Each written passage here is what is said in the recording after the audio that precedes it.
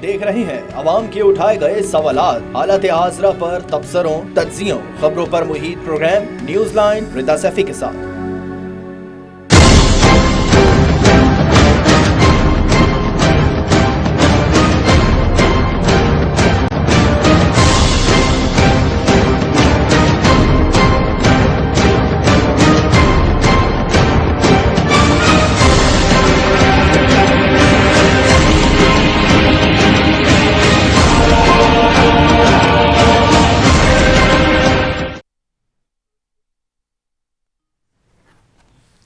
अस्सलाम वालेकुम, मैं हूं रिदा सैफी। नाजरीन, मुज़ाकरात शुरू भी हुए और ख़त्म भी हो गए। नतीजा वही निकला जो सबको नजर आ रहा है, यानी कुछ भी नहीं। पीटीआई ने सुप्रीम कोर्ट में मुज़ाकरात के हवाले से रिपोर्ट जमा करवा दी और अदालत से अपील कर दी कि इलेक्शन की जो तारीख 14 मई अदालत ने तय की थी उस पर ही इलेक्शन करवाए जाए। ऐसा कहना था शाह महमूद कुरैशी का, जो कल प्रेस से बात कर रहे थे। वो मजीद क्या कह रहे थे, आइए आपको सुनवा देते हैं। फैसला किया है कि हम सुप्रीम कोर्ट को उनकी खिदमत में हाजिर होंगे और हम अपना मौक़िफ़ इन राइटिंग बता देंगे कि हमने क्या किया और कहां कहां हमने लचक दिखाई, तो हम उनकी खिदमत में पेश कर देंगे। और हम उनसे ये गुजारिश करेंगे, क्योंकि हमारी पेशरफ्त इन मुज़ाकरात में नहीं हो सकी, पंजाब के इलेक्शंस जो 14 तारीख है, जो उनका फैसला है, तहरीक इंसाफ चाहेगी इलेक्शंस 14 तारीख को करवा दिए जाएं। और हमारी ख्वाहिश होगी कि जो खैबर पख्तूनख्वा के इलेक्शंस हैं उनकी भी हम ताखीर नहीं चाहते। दूसरी जानिब मुज़ाकरात में शामिल हुकूमती अरकान अब यही जाहिर करते हुए नजर आ रहे हैं कि मुज़ाकरात का ये सिलसिला जारी रहेगा और वो किसी मुतफ़िक़ा फैसले पर पहुंच जाएंगे। ये कहना था इसहाक डार का, जो कल के मुज़ाकरात के बाद मीडिया से बात कर रहे थे। वो क्या मौक़िफ़ पेश कर रहे थे, आइए सुनते हैं। पूरे मुल्क में उस वक्त होना ये बहुत बड़ी एक पेशरफ्त है, आइन के मुताबिक है, इलेक्शन एक्ट 2017 के मुताबिक है। तीसरी अब एक तयन है, वो उस एक डेट का है, उसमें कई चीज़ें हमारे सामने हैं। बजट मुल्क को चाहिए, ट्रेड पॉलिसी चाहिए, IMF का ऑनगोइंग रिव्यू चाहिए। तो इन चीज़ों के लिए डेट का जो तयन है वो एक थोड़ा सा कॉम्प्लिकेटेड अमल है और हम भी अब जितना लचक दिखा सकते हैं हमने भी दिखाई है, वो भी दिखा रहे हैं। और उम्मीद है इंशाअल्लाह कि इसी तरह अगर इसी खुलूस के साथ दोनों पार्टीज और दोनों साइड्स चलेंगी तो इंशाअल्लाह तीसरा मरला जो आखिरी होगा वो भी हल हो जाएगा। दूसरी जानिब अब तक के हालात देखें तो शेख रशीद की बात शायद ही सही नजर आई कि मुज़ाकरात के बहाने हुकूमत से वक्त ज़ाया करना चाहती है, क्योंकि तहरीक इंसाफ के खिलाफ मुल्क भर में गिरफ्तारियों और मुकदमों के इंदराज का सिलसिला जारी है। आज तहरीक इंसाफ की सीनियर रुकन यास्मीन राशिद ने पाकिस्तान में तमाम इदारों से अपील करते हुए कहा कि अगर सहूलतकार और तमाम इदारे आइन पर अमल कर लें तो हालात बेहतर हो जाएंगे। वो क्या बात करी थी, आइए वो भी सुनते हैं। सहूलतकारों को और ख़ास तौर पर मैं सारी ये जो अदारे हैं उनके सामने इल्तमास कर रही हूँ, मुअद्दबाना इल्तमास कर रही हूँ। इस पाकिस्तान को हमने सबने बचाना है।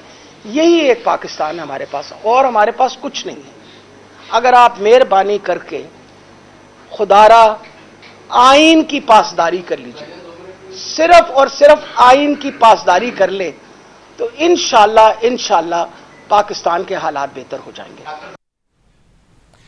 सवाल ये है दूसरी तरफ कि आज पूरी दुनिया में आज़ादी सहाफ़त का आलमी दिन भी मनाया जा रहा है। इस वक्त भी पाकिस्तान में कई सहाफ़ी बगैर किसी वजह के जेलों में हैं और बेशुमार जेल से होकर भी आ चुके हैं। हाल ही में अरशद शरीफ शहीद के बेहमाना कत्ल के बाद इन वाक़यात में कमी आने के बजाय बदकिस्मती से खबरें आए रोज़ मीडिया में सामने आती हैं। हमारे साथ आज़ाद होने वाले ममालिक आज कहाँ से कहाँ पहुँच चुके हैं, लेकिन हमारे यहाँ अब तक यही बहस जारी है कि कौन सा इदारा किसके मातहत है। सवाल ये भी है कि हमें ये जानने में मजीद कितने साल दरकार होंगे किसी को दबा कर मुल्क को तरक्की की राह पर या किसी की आवाज़ बंद करके किसी का गला घोट कर नहीं डाला जा सकता। वो वक्त कब आएगा जब हम अपने मामला खुद तय करने के काबिल होंगे, ये भी सवाल है। दूसरी जानिब जहां सुप्रीम कोर्ट में रिपोर्ट जमा करा दी है पीटीआई ने, वहीं पर इलेक्शन कमीशन ने पंजाब और केपी में इलेक्शन की तारीख पर नज़रसानी दरख्वास्त दायर कर दी है। और दूसरी तरफ सुप्रीम कोर्ट का ऑडिट कर रही है जी पब्लिक अकाउंट्स कमेटी के रजिस्ट्रार को तलब कर लिया गया है। ये वो सारे मामलात हैं जिसके ऊपर हम बात करेंगे आज और इसी सब पे बात करने के लिए जी सबसे पहले मेरे साथ मौजूद है महमूद मौलवी हैं MNA तहरीक इंसाफ से, जुल्फ़िकार अली बदर साहब हैं, बिलावल भुट्टो ज़रदारी साहब के तर्जुमान हैं पीपल्स पार्टी से, और सेनेटर राना मकबूल हैं मुस्लिम लीग नून से। आप तीनों मौजूद का बेहद शुक्रिया। सबसे पहले महमूद मौलवी साहब आपकी तरफ आऊंगी। आपने इलेक्शन की तारीख पर इत्तेफाक ना हुआ है, अब एक्शन लें, ये कहकर सुप्रीम कोर्ट में रिपोर्ट जमा करा दी है। सो एक्शन क्या आपको लग रहा है कि हो सकता है? चूंकि दूसरी तरफ ही इसी के सामने आपने खबर देख ली होगी कि इलेक्शन कमीशन ने पंजाब और KP में इलेक्शन की तारीख पर नजरसानी की दरख्वास्त दायर कर दी है। जी महमूद साहब।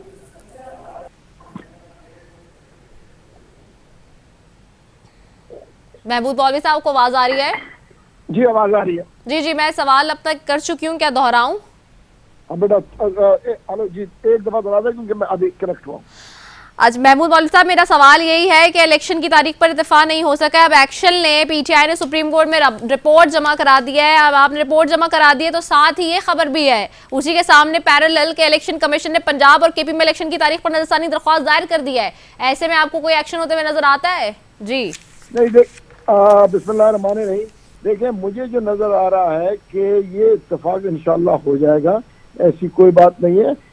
जो दरख्वास्त डाली है उसके ऊपर कि इस वक्त तक नहीं हुआ है। और देखिए अभी ये जो है देखते हैं कि भाई सुप्रीम कोर्ट इसका क्या जवाब देगा कि भाई इसमें देखिए दोबारा बैठ के। और जहां तक मुझे नजर आ रहा है कि देखिए इत्तेफाकों का सारी एक सियासी पार्टियां हैं और वो सब जो है कोई भी नहीं सब चाहते हैं कि इलेक्शन हो। सिर्फ अभी जो फर्क है वो कोई ज्यादा फर्क भी नहीं है, तो वो फर्क को बैठ के मेरे ख्याल से उसको हल कर देंगे। अच्छा ठीक हो गया। जुल्फ़िकार अली बदर साहब आपकी तरफ आऊंगे। जुल्फ़िकार अली साहब, जमा करा दिए रिपोर्ट और दूसरी तरफ इलेक्शन कमीशन भी कह रहा है। So how do you see it now? People's party इस सारे संबंध में कैसे देख रही है? मुज़ाकरात का ये फेस कामयाबी की तरफ नजर आता है या फिर नाकाम हो चुका है? ने प्रोग्राम में बुलाया। देखिए ये जो मुज़ाकरात का दौर है, मैं तो इसको एक कामयाबी समझता हूँ और बिलावल भुट्टो जरदारी साहब की मैं कामयाबी समझता हूँ कि उन्होंने इस पे इनिशिएट किया, अपने PDM के अंदर भी तमाम जमातों को कायल करके उसकी लीडरशिप को आमादा किया और फिर PTI के अंदर भी इमरान खान साहब ने लचक दिखाई और अपने रहनुमाओं को भेजा और बैठ के मुज़ाकरात हुए। मैं ये समझता हूँ इस मुल्क के अंदर ये बहुत अच्छा एक तासुर दिया गया है कि बैठ के मुज़ाकरात के जरिए सियासी जमातें, सियासी पॉलिटिकल पार्टीज, उनकी लीडरशिप, स्टेक होल्डर्स बैठ के मामलात को तय करें। और ये जो 3 अदवार गुजरे हैं इसके अंदर तकरीबन, जैसे अभी हमारे दोस्त कह रहे थे कि ये थोड़ा ही फर्क रह गया, मैं समझता हूँ ये जो थोड़ा फर्क है ये भी खत्म हो सकता है अगर मजीद 1-2 अदवार के अंदर बैठ के लीडरशिप के साथ और तमाम पॉलिटिकल पार्टीज के साथ मुशावरत कर ली जाए और एक कोई कॉमन पॉइंट निकाल लिया जाए, जो कि कोई मुश्किल चीज नहीं है। इसमें सिर्फ ये है कि 2 बातें माननी और 2 बातें मनवानी पड़ेंगी और कोई दरमियाना रास्ता देखना पड़ेगा और ये निकल सकता है, कोई मुश्किल चीज नहीं है। मैं तो इनका मुज़ाकरात का जो देख रहा हूँ अमल, वो एक कामयाब अमल है और इस मुज़ाकरात को कंप्लीट होने तक अभी मजीद मुझे लगता है और 1-2 अदवार होंगे और उनके अंदर मजीद कोई ना कोई ऐसी चीज निकल आएगी जिससे सारी पॉलिटिकल पार्टीज और स्टेक होल्डर्स और पॉलिटिकल लीडरशिप फोर्सेस एक पेज पे आके मुल्क के अंदर जो है वो एक पॉलिटिकल इकोनॉमिक स्टेबिलिटी चाहेगी, इस आईनी कानूनी बुरान से निकलना चाहेंगे ताकि पाकिस्तान और पाकिस्तान के अवाम को क्राइसिस से बाहर निकाल सकें। क्योंकि इसमें सिर्फ एक पॉलिटिकल पार्टी नहीं है, सारे का सारा मुल्क और अवाम इस सारे क्राइसिस में फंसे हुए और ये मुज़ाकरात के जरिए ही हल हो सकता है। अगर इमरान खान साहब और उनकी पार्टी के जो लोग सैबोटाज करना चाहते हैं मुज़ाकरात को, अगर वो लॉन्ग मार्च जल्द से जुलूस कर भी लें, उसके बावजूद फिर आके उनको टेबल पे बैठना है और वो अपना एनर्जी और रिसोर्सेज और कौम का वक्त जाया करने की बजाय टेबल पे ही बैठ के मामलात को तय कर लें और अगले 1-2 दौर लगवा के, तो मैं समझता हूँ कि एनर्जी, टाइम, रिसोर्सेज बचेगा और आप यहीं पे बैठ के टाइम सेव करेंगे और मुज़ाकरात के जरिए मसले का हल निकाल लेंगे। पीपल्स पार्टी तो इस बात पे बड़ी ख्वाह है कि मुज़ाकरात के जरिए कोई दरमियाना हल निकाल लिया जाए और पीपल्स पार्टी एक ऐसी पार्टी है जो रिकंसिलिएशन पे यकीन रखती है और इस बात पे भी यकीन रखती है कि तमाम पॉलिटिकल पार्टीज को इकट्ठे होके मुल्क के लिए को 1 पॉइंट एजेंडा को लॉन्ग टर्म और डिलीवरी और परफॉर्मेंस के ऊपर बात करनी चाहिए, ना कि हम कौम को तकसीम करें और डिफरेंट बयानियां बनाएं, झूठ के बयानियां बनाएं और उस चीज पे लेके आगे चलें। Right, okay. सेंटर राना मकबूल साहब की तरफ आऊंगी। सेंटर साहब, आपको आवाज आ रही है? जी बिल्कुल आ रही है। सेंटर साहब, सेम क्वेश्चन है क्योंकि आज के दिन की सबसे बड़ी खबर है ये सुप्रीम कोर्ट में जमा हो गई मुज़ाकरात के ऊपर जो भी सारी पेशरफ्त रही उस हवाले से। अब आप ये बताइए कि जो बातें की गई हैं वहाँ पे और जो जमा कराई गई है रिपोर्ट, अकॉर्डिंग टू दैट उसमें तो पीटीआई ने कह दिया है कि जी अब एक्शन होना चाहिए और जो इलेक्शन की तारीख है उस पर चूंकि इत्तेफाक नहीं हो सका है तो अब एक्शन लें। तो ये और सेम टाइम उधर से हम देख रहे हैं इलेक्शन कमीशन भी दरख्वास्त दायर कर रहा है। सो अभी पीटीआई पीपल्स पार्टी के मौक़िफ़ से तो लग रहा है they are very hopeful and they are thinking still के इस मुज़ाकरात के कोई ना कोई नताइज मज़बत सामने आ जाएंगे। क्या हुकूमत भी ऐसे ही सोच रही है? जी देखो जी, दोस्तों ने बहुत काम की बात की है, दोनों बड़े माकूल बातें की हैं, काबिल तारीफ है। आपको याद होगा जब से इशू स्टार्ट हुआ है, जब भी हमारा इंटरेक्शन हुआ तो हम सब लोगों ने यही कहा कि नथिंग लाइक पार्लेस, जंगों के फैसले जो हैं वो नेगोशिएशन टेबल पे होते हैं फाइनली, इतना नुकसान करने के बाद। अगर हम पहले ही बैठ जाते तो जितना डैमेज हुआ है in terms of political instability और इकोनॉमिक क्राइसिस वो शायद कम होता। ये अच्छी सोच है। और अब जो आपने ये बात कही है, इशू सिर्फ ये रहा है कि डेट फिक्स नहीं हो सकी। अब डेट ही फिक्स करने का तो मसला है सारा। अब जो गवर्नमेंट का मौक़िफ़ ये है पीडीएम का कि ये जो है सारे इश्यूज जो हैं, जैसे वो इस मुद्दत में जो वो कह रहे हैं सारे इश्यूज भी हल हो जाएंगे, जिसमें वो उसकी हदबंदी भी है कॉन्स्टिट्यूएंसीज की और सेंसस का अभी कंप्लीट होने वाला है काम। इसी तरह बजट भी हो जाएगा क्योंकि बजट भी सर पे आ गया, अगले महीने बजट है और साथ ही साथ नेगोशिएशन चल रही है आईएमएफ के साथ। ये 3-4 इशू मीनवाइल हल हो जाएंगे। तो कहना ये है उनका कि यह इलेक्शन जो है सितंबर के आखिरी हफ्ते में हो जाए या अक्टूबर के पहले हफ्ते में हो जाए, वक्त कितना रह गया। तो मेरा ख्याल है पीटीआई को जो है थोड़ा सा इसमें और लचक दिखाने की जरूरत है और बैठ के और नेगोशिएशन करके ये मसला हल हो सकता है। अभी आपने जो सुप्रीम कोर्ट की बात कही है कि सुप्रीम कोर्ट में उन्होंने डिटेल दी है नेगोशिएशन का, जो है एक जिस्ट दिया है कि कैसे हुई है, फिर उन्होंने कहा डेट पे फैसला नहीं हो सका और इलेक्शन कमीशन ने जो है वो रिव्यू पिटिशन कर दिया और हो सकता है और भी जो पार्टी हो कोई वो रिव्यू पिटिशन में पार्टी बने और सारे इशू को फिर दोबारा देखा जाए, उसके ऊपर आर्गूमेंट्स भी होंगी और ये भी प्रेयर होगी साथ ही साथ कि जब वो 9 का बेंच बना था फिर वो 7 का रह गया, 4 जजों ने अपनी ओपिनियन अलग दी, उन्होंने सारी मोशन को एब इनिशियो रिजेक्ट कर दिया as a legal order, judicial order, तो उनको भी शामिल किया जाए उस सारे इशू को, या ये फिर फाइनली फुल कोर्ट बेंच बनाया जाए, तो ये वक्त का ज़िया और होगा। मैं ज़ाती तौर पर समझता हूँ कि सुप्रीम कोर्ट जो है ये सुनने के बाद यही कहेगी कि आप एक और एफर्ट करें और इस मामले को सॉल्व करें, और सॉल्व करना ही इसका हल है। 2-4 हफ्ते या 1-2 महीने से कुछ फर्क नहीं पड़ेगा। ये इलेक्शन का मामला बहुत बड़ा मामला है, सारे मुल्क का बहुत बड़ा इशू सॉल्व हो गया है कि पार्टीज एग्री कर गई हैं कि ये इलेक्शन इकट्ठे होने चाहिए, क्योंकि ये फिजिबल नहीं था कि क्योंकि हमारा जो सिस्टम है डेमोक्रेसी का वो वेस्टमिनिस्टर से सिस्टम से इसलिए फर्क है कि इंग्लैंड में और इंडिया एक्सेट्रा में इलेक्शन जो है वो गवर्नमेंट्स कराती हैं, यहाँ केयर टेकर कराते हैं, इसलिए केयर टेकर का होना जो है वो मैंडेटरी है एक लिहाज से। तो ये इम्बैलेंस भी खत्म हो जाएगा। और मैं तो अपील करता हूँ सारे दोस्तों को कहना चाहिए, जहाँ तक आप समझती हैं कि कुछ डिसेंट की आवाज़ें आई मुख्तलिफ पीडीएम की पार्टी से भी और नून लीग से भी 2-3 सीनियर लोगों ने ये बात की, लेकिन इसके बावजूद प्राइम मिनिस्टर ने वही किया जो करना चाहिए था। उन्होंने अपने बंदे नॉमिनेट किए और उनको इंस्ट्रक्शंस दी कि पूरी मेहनत करो। इसहाक डार एक इम्पोर्टेंट हमारा पॉलिटिकल लीडर है और बाकी उधर से वो हैं तुम साहब, तो ये सारे सीनियर लोग थे, उन्होंने पार्टिसिपेट किया and they have seriously made an effort. तो मेरा ख्याल थोड़ा सा ये अगर हो जाए to discuss this issue fresh, तो कंसेंसस हो जाएगा, जो कि हो जाना चाहिए। ठीक है, okay. That is in the interest of the political अच्छा जी, एक मसले का तो हल हो गया है कि सब ये चाहते हैं कि एक साथ इलेक्शन हो। राना मकबूल साहब ये कह रहे हैं। महमूद मौलवी साहब, coming over back to you, ये तो फिर अच्छी बात है कि अगर सब ये चाह रहे हैं और आप भी इसको देख रहे हैं, definitely you know better then. Mahmood Maulvi साहब, मुझे ये भी बताइएगा कि क्या जो बात वो कर रहे हैं कि जी 1 महीने आधे महीने से कोई फर्क नहीं पड़ जाएगा, तो वहाँ वो लचक और मजीद आपको दिखानी चाहिए।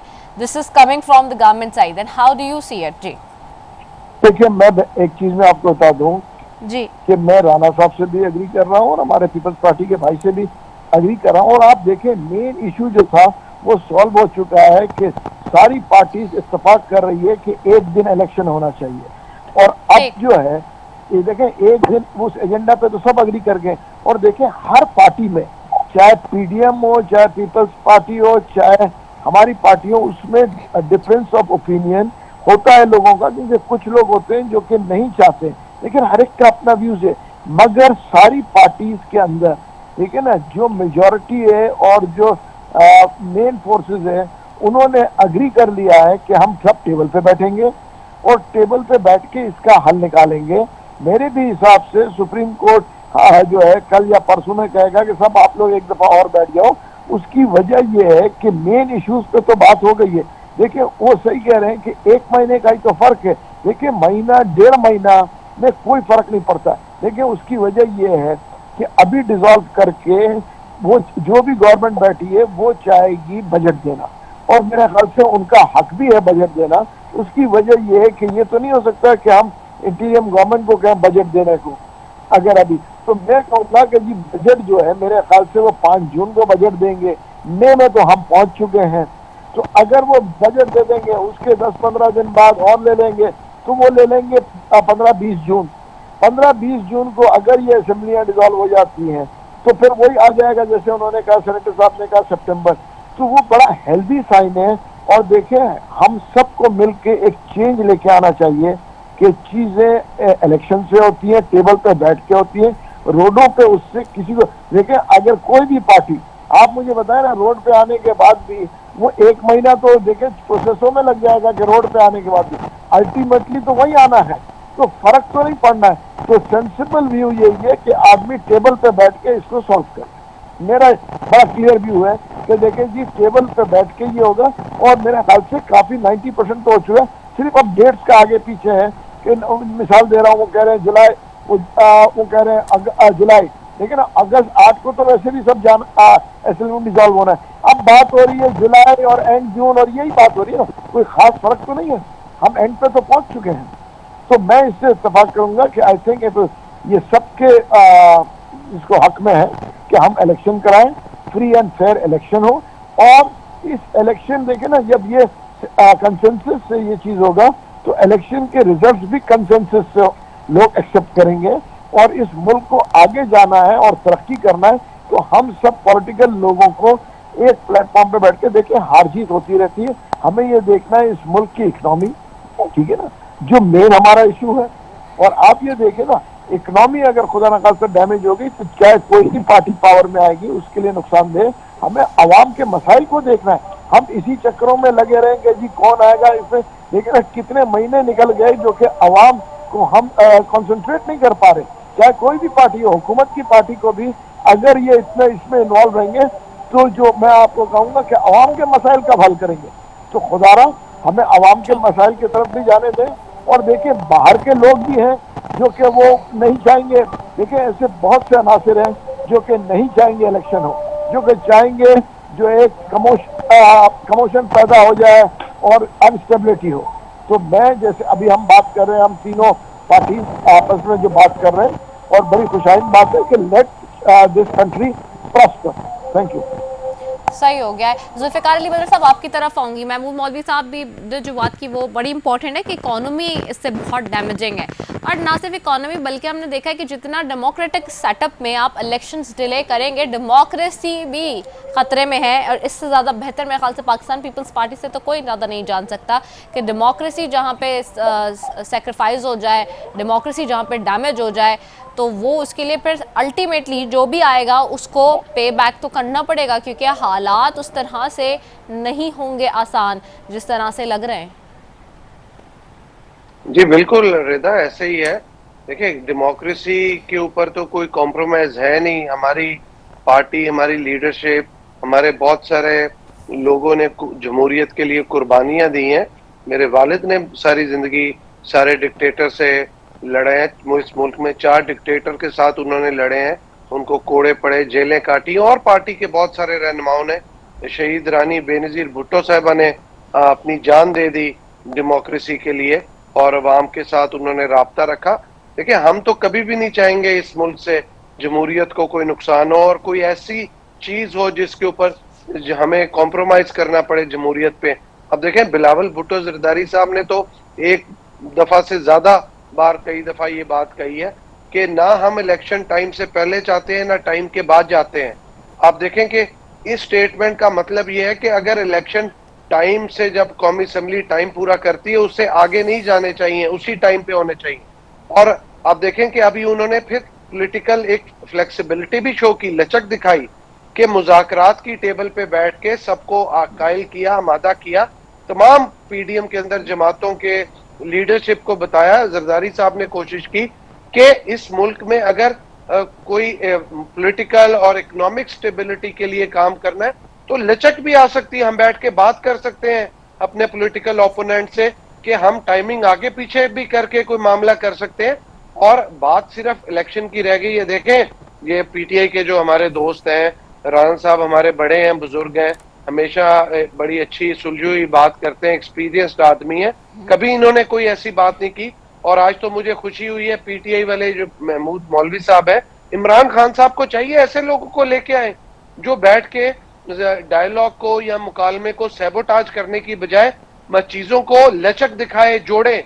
अब देखें, बहुत सारे ऐसे हम पीटीआई के लीडरों को सुनते हैं जो कहेगा जी लैंडस्लाइड विक्ट्री मिल जाएगी, 2/3 अक्सरियत मिल जाएगी।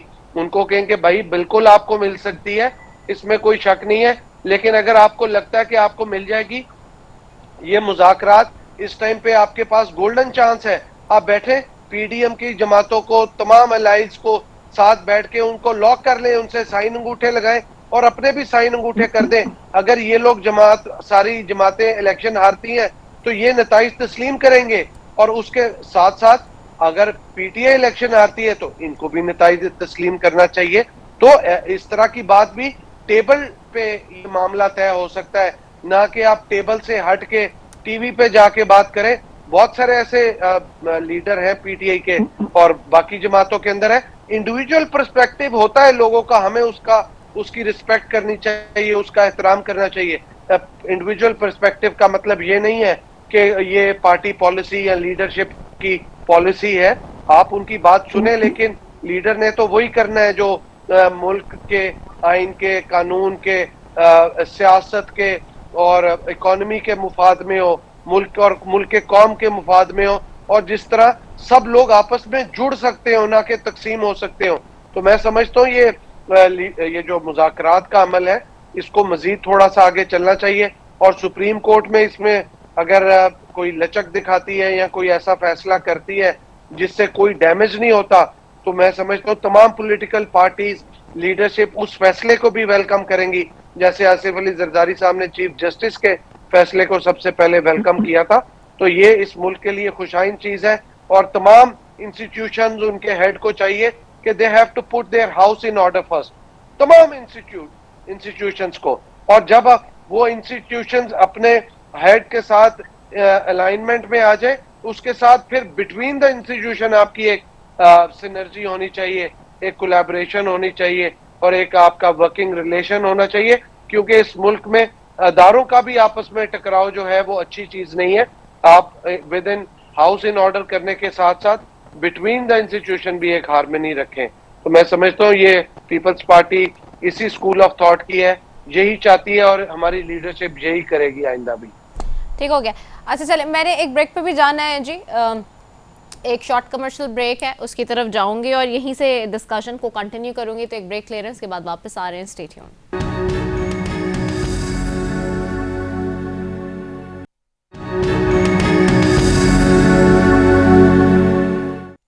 वेलकम बैक नाजरीन। और इस सब पे बात कर रहे हैं हम, जो पॉलिटिकल साइड है उस पे तो हम तीनों पार्टीज का मौक़िफ़ जान ही रहे हैं, लेकिन इसमें जो आईनी पहलू है और जो टेक्निकल पहलू है इस हवाले से, उस पर भी बात कर रही हूँ जी। मेरे साथ मौजूद हैं शाखावर साहब, हैं सीनियर कानूनदान हैं, उनको भी खुशामदीद कहती हूँ। Thank you so very much Shakhawar साहब फॉर ज्वाइनिंग अस।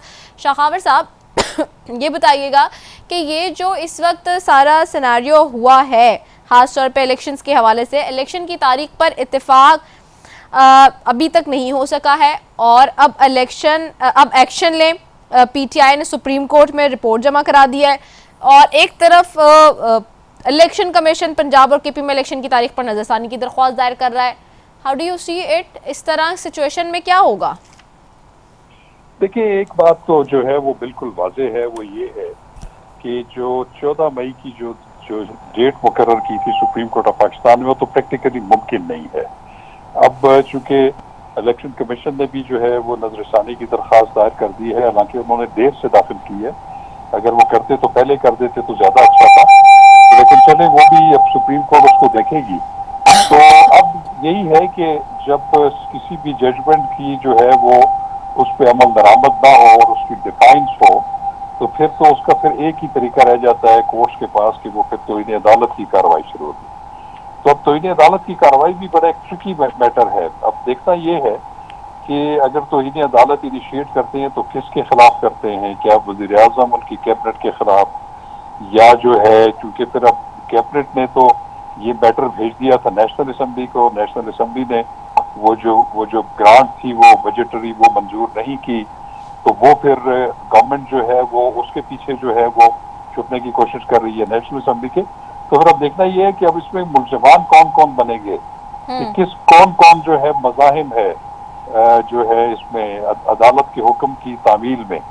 तो ये एक बड़ा ट्रिकी मैटर है और वो भी जब अगर अदालत ये ऑप्शन जो है वो एक्सरसाइज करेगी तो फिर तो वो पहले तो वो देखेंगे कि किस किस को बनाना है हमने जो है वो रिस्पोंडेंट, और फिर उनके खिलाफ एक कार्रवाई है वो कंटेम्प्ट ऑफ कोर्ट ऑर्डिनेंस 2003 की प्रोविजंस के तहत होगी। उसमें पहले नोटिस होता है, उसका जवाब लिया जाता है, उससे अगर कोर्ट सेटिस्फाई ना हो तो फिर उसका शो कॉज होता है, अजहार वजूह का नोटिस कि क्यों ना आपके खिलाफ तौहीन अदालत की कार्रवाई शुरू की जाए। उसके बाद भी फिर एक प्रोसेस होता है कि उन पे फर्द जुर्म आयद होती है। फर्द जुर्म आयद होने के बाद फिर अटॉर्नी जनरल को कहा जाता है कि आप बतौर प्रोसिक्यूटर जो है इनको वो करें, प्रोसिक्यूट करें। तो फिर वो पूरा एक ट्रायल होता है। तो वो भी मैं नहीं समझता कि इतना जल्दी वो कंटेम्प्ट ऑफ कोर्ट की प्रोसीडिंग जो है वो भी इतनी जल्दी इनिशिएट हो सकेगी। और उसके साथ साथ एक और भी है कि इसमें जो भी रिस्पोंडेंट होता है या वो अगर किसी भी अबूरी हुक्म से भी अगर वो एग्रीव्ड हो, अगर सुप्रीम कोर्ट अगर उसका 3 रुकनी बेंच फर्ज करें उसकी समाअत करता है, तो उसमें किसी भी अबूरी हुक्म से अगर वो अपील करना चाहे तो उसका राइट ऑफ अपील भी कंटेम्प्ट ऑफ कोर्ट ऑर्डिनेंस में मौजूद है कि वो फिर सुप्रीम कोर्ट में ही इंट्रा कोर्ट अपील फाइल कर सकते हैं, जिसको कम से कम 5 रुकनी बेंच सुनेगा। तो ये एक बड़ा गंभीर सा मसला है। Just for the clearance of my mind मैं पूछ रही हूँ कि कंटेम्प्ट ऑफ कोर्ट लग सकता है इसमें, कि जो अदालत कह रही है अदालत उज़्मा कि जी आप इलेक्शन करवाएं, तो कंटेम्प्ट ऑफ कोर्ट फिर क्या हुकूमत की तरफ हो सकता है, वजीर आजम उसकी जद में आ सकते हैं या फिर इलेक्शन कमीशन उसकी जद में आ सकता है? देखिए, जहाँ तक इलेक्शन कमीशन का ताल्लुक है, मेरा ख्याल है कि वो तो उन्होंने तो जजमेंट की जो है वो अमल दरामद उन्होंने शुरू कर दिया था और उन्होंने जो रिपोर्ट भी दी है, और अभी तो मुझे नहीं पता उन्होंने जो रिवीजन फाइल की उसमें क्या ग्राउंड्स दिए हैं, लेकिन उन्होंने जो पिछली तारीख पे ऊपर जो अपनी रिपोर्ट मुफस्सल दी थी, उन्होंने कहा था कि ना हमें फेडरल गवर्नमेंट ने रकम फराहम की है, ना लॉ इन्फोर्सिंग एजेंसीज जो हैं वो रिस्पॉन्ड कर रही हैं, और बल्कि उन्होंने ये भी कहा था कि हमने जो जुडिशरी से भी जो रिटर्निंग ऑफिसर्स के लिए जो उनके जुडिशियल ऑफिसर्स मांगे थे वो भी नहीं दिए गए। तो इन हालात में जो है वो हमारे लिए मुश्किल है इलेक्शन करवाना।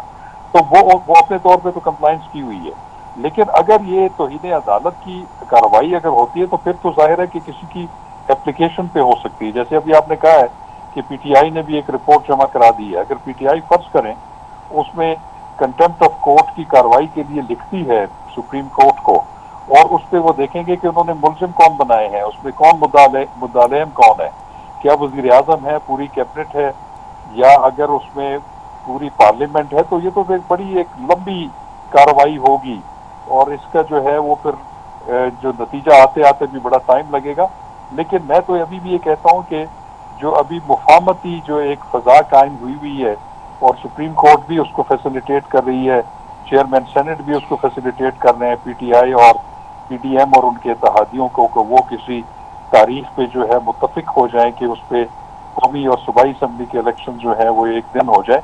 अगर ये हो जाए तो मैं समझता हूँ कि ये सबके लिए एक बेहतर रास्ता है, पॉलिटिशियंस के लिए भी, सुप्रीम कोर्ट के लिए, इस मुल्क के लिए भी, इस मुल्क के अवाम के लिए भी। Shakhaver sahab, how damaging it is, how much damaging, or you can say how biasness in this gesture and move which you are seeking, आपको कैसे लगता है इस बात पे, क्योंकि एक सोशल मीडिया पे बहस इस बात पे भी है आज कि जी चीफ जस्टिस एक इशाया देते हैं और उसमें 15 में से 14 जजेस जाते हैं, जस्टिस काजी फाइज ईसा साहब उसमें शिरकत नहीं करते। सिमिलरली पार्लियामेंट 15 जजेस को बुलाती है बट ओनली 1 जज go for the parliament, justice Qazi Faez Isa वहाँ जाते हैं, बाकी 14 जजेस नहीं जाते। How do you see it, what is your analysis, और टेक्निकली बीइंग अ माहिर कानून ये कितना डैमेजिंग है एक जज के लिए कि वो इस तरह से अपने आप को बहुत ज़्यादा मुतनाज़े बना रहे हैं? अगर मैं कह रही हूँ तो गलत नहीं होगा? देखिए बात यह है कि ये जो चीफ जस्टिस ने इशाया दिया जजेस को, ये तो बहुत अच्छी बात है, और मैं आपको बताऊं कि ये रूटीन में ये चीजें होती रहती हैं। आपको ये भी मैं बताता चलूं कि रोजाना की बुनियाद पर तकरीबन तमाम जजेस जो सुप्रीम कोर्ट के हैं वो इकट्ठे चाय भी पीते हैं ब्रेक में, कोई अगर किसी की मजबूरी हो ना आए तो ये तो मैं समझता हूँ कि अगर चीफ जस्टिस ने सबको इशाये पे बुलाया तो इससे कम अज कम एक अच्छा तासुर हुआ।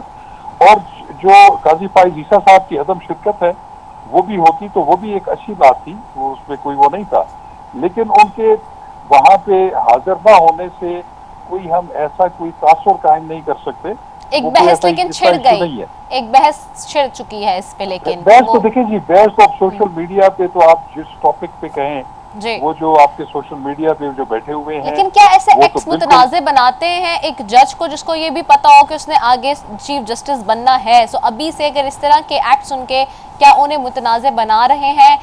What do you see it? क्योंकि वो पार्लियामेंट में भी सबको बुलाया था, सब नहीं गए, वो गए खाली, और फिर इशाये में वो नहीं आए, बाकी सब गए। जी रेदा, मैं आपको बताऊं कि किसी के इशाये में जाना ना जाना ये इतना इम्पोर्टेंट नहीं है।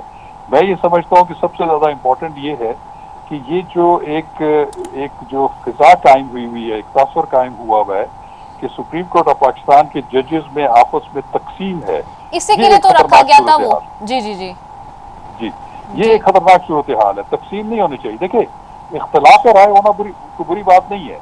अगर 5 जजेस हैं उनमें से 2 जज जो है वो डिसेंट करते हैं, 3 जजेस उस तरह फैसला करते हैं तो कोई this is not a big problem. आपने हालिया एक भारत के चीफ जस्टिस का एक प्रोग्राम अगर आपने देखा हो जो कि बहुत बड़ी ऑडियंस के सामने था, तो उन्होंने कहा कि हमें कोई फर्क नहीं पड़ता कि हम आपस में एक दूसरे के खिलाफ इख्तलाफ राय करते हैं फैसलों में, लेकिन जब हम कॉमन रूम से बैठते हैं तो हम उसका जिक्र भी नहीं करते।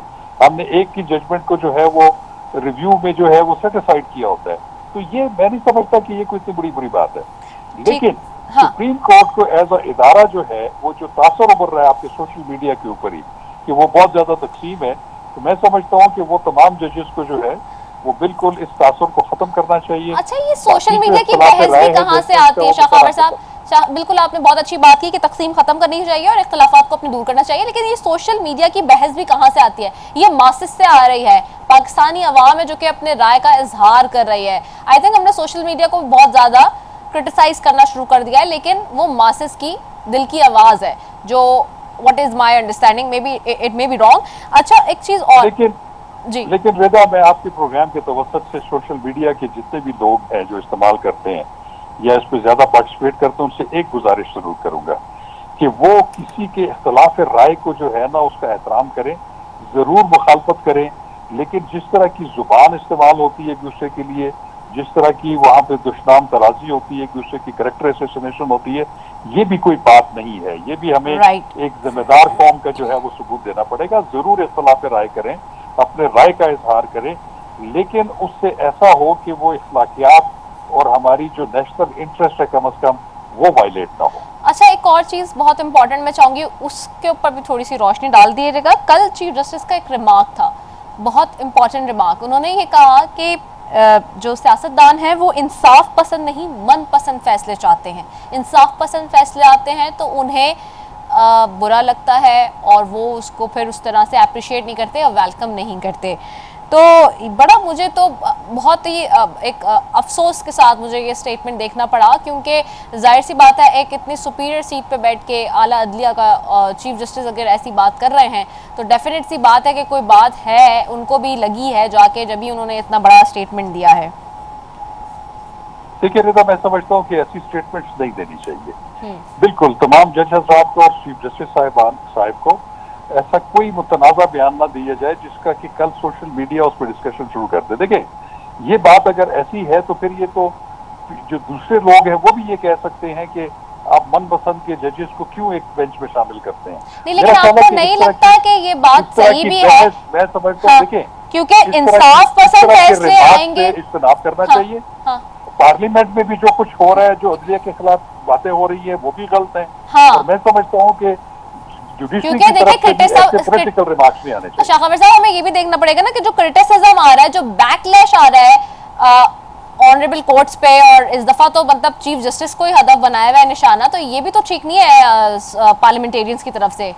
मैं कब कह रहा हूँ कि ये ठीक है? मैं यही तो कह रहा हूँ कि ये जो पार्लियामेंट की तरफ से भी इतने सख्त अल्फाज इस्तेमाल किए जाते हैं, या वो अपना जो उनका एक आईनी एक दायरा कार है उससे हट के जब बात होती है तो ये नुकसानदेह है, इदारों के लिए नुकसानदेह है।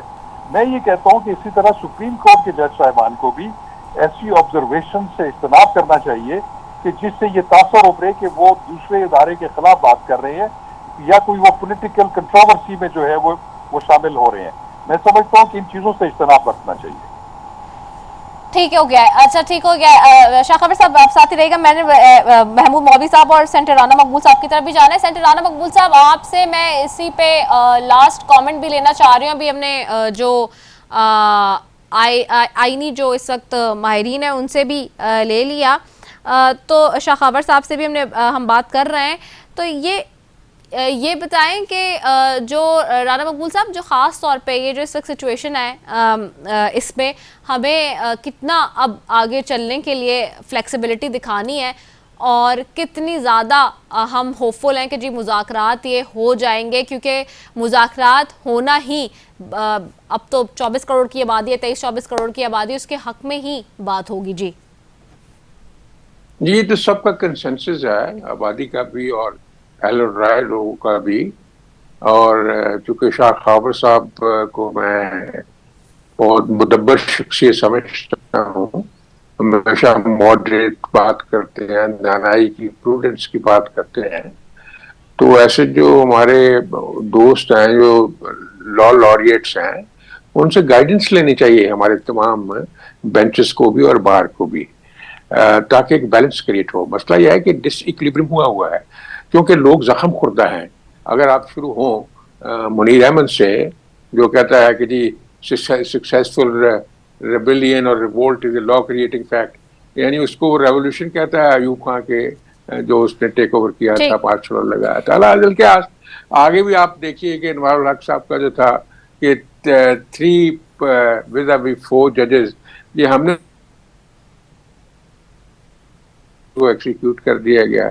आगे आप आए अरशाद हसन खान साहब देख लें, अभी वो जिंदा हैं, कि 3 साल के लिए अमेंडमेंट कर ले ड्यूबिलिटी डिक्टेटर जो है। आगे आप आ जाएं साकिब नसार साहब का देख लें, कभी इधर कभी उधर, कभी हाइड एंड सी, कभी कुछ कहते थे मैंने तो कहा ही नहीं उसको को फुल सादक और अमीन है। तो बस यानी कि इस तरह की जब आप इरेगुलरिटीज करेंगे इतने बड़े ऑफिस में बैठ के, तो लोगों की डाउट्स जो स्ट्रेंथन होती हैं। चूंकि उहदा इतना बड़ा है, रोल इतना बड़ा है काजी उल क़ज़ात का, तो one has to be absolutely careful and above himself, और बड़ा कॉन्शियसनेस तरीके से, जैसे अभी शाह खबर साहब ने फरमाया कि फिर क्यों अपने लोगों को, साथियों को बार बार उन्हीं को बेंचेस पे बिठाना है। अब ये कितनी अजीब सी बात है कि सीनियर मोस्ट जो लोग हैं वो 7-8 जो हैं, जो जितने, वो हमने कभी देखे ही नहीं किसी इंपॉर्टेंट केस का फैसला करते हुए। तो इसका क्या नतीजा निकलेगा, क्या लोग इससे सीखेंगे या समझेंगे, क्या रिएक्शन होगा? ये रिएक्शन नेचुरल सा हो जाता है। इसलिए जितना ओहदा बड़ा हो उतना ही ज्यादा बंदे को जिम्मेवारी का सबूत महमूद देना मौलवी साहब, पड़ता है। 20 सेकंड है बस, जल्दी से मैं चाहूंगी वन लास्ट कमेंट दे दें कि मुज़ाकरात के लिए लचक, फ्लेक्सिबिलिटी इंपॉर्टेंट है अभी भी, जिसका नतीजा अवाम के हक में आए। जी जी महमूद साहब, आपको आवाज आ रही है? अच्छा, मेरे ख्याल से महमूद साहब को आवाज जा रही है। मैं शाखावर साहब की तरफ जाऊंगी। शाखावर साहब हैं हमारे साथ? शाखावर साहब को, अच्छा शाखावर साहब, मैं बस वन लास्ट कमेंट आपसे चाह रही हूँ। आज चूंकि पूरी दुनिया में आज़ादी सहाफत का आलमी दिन मनाया जा रहा है, अरशद शरीफ का केस आपके सामने, बस 30 सेकंड्स में चाहूंगी इस पे जरा एक कमेंट कर दीजिए। पाकिस्तान में यह है कि अरशद शरीफ जो एक सीनियर सहाफी और हमारे अच्छे दोस्त और भाई थे जी, उनकी जो कत्ल है उसका मुआयना अभी तक हल नहीं हुआ। मैं समझता हूँ कि ये हमारी हुकूमत और रियासत की जो है ये बहुत बड़ी कमजोरी है और नाकामी है। और मैं ये भी कहूँगा कि हमें, चूंकि आपके पास वक्त कम है, लेकिन हमारी जो सहाफी बरादरी है और जो आज़ादी सहाफत है, ये उस तरीके से जो है नहीं है इंश्योर्ड पाकिस्तान में जिस तरह होनी चाहिए, जो एक जमहूरी माशरे के लिए जो है बहुत जरूरी है। राइट, बहुत शुक्रिया शाखावर साहब आपका, महमूद मौलवी साहब आपका, जुल्फ़िकार अली साहब आपका, सेंटर राना मकबूल साहब आपका, तो चारों मौजूद मेहमानों का बेशुक्रिया। नाज़रीन, इसी के साथ अपनी मेज़बान रसफ़ी को दीजिए इजाज़त। पाकिस्तान जिंदाबाद।